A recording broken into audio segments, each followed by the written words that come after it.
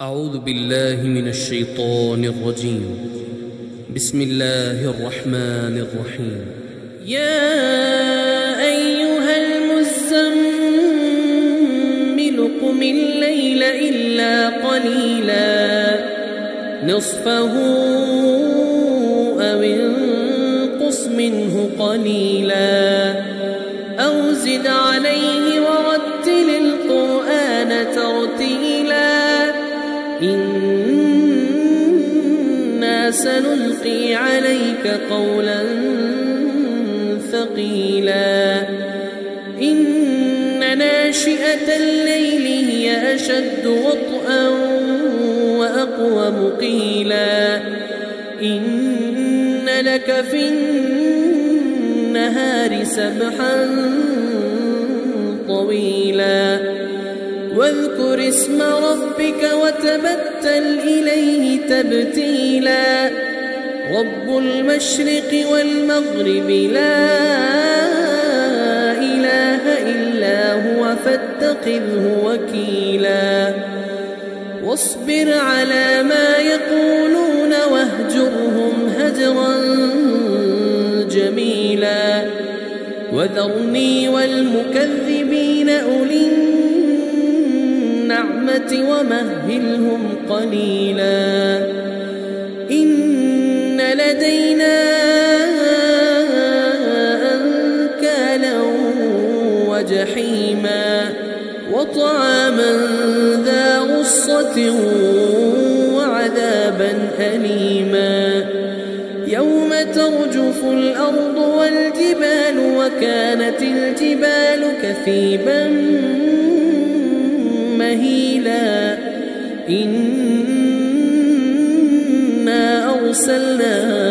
إليكم رسولا شاهدا عليكم كما أرسلنا إلى فرعون رسولا فعصى فرعون الرسول فأخذناه أخذا وبيلا فكيف تتقون إن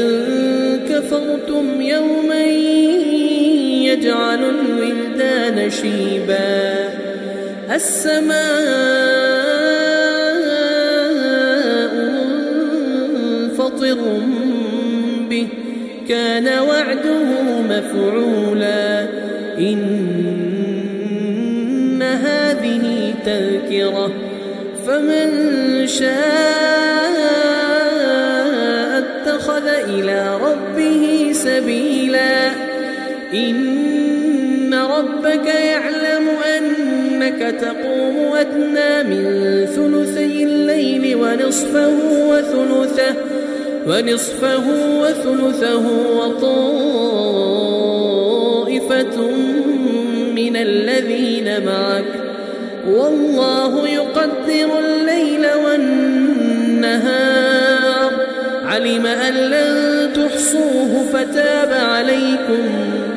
علم أن لن تحصوه فتاب عليكم فاقرؤوا ما تيسر من القرآن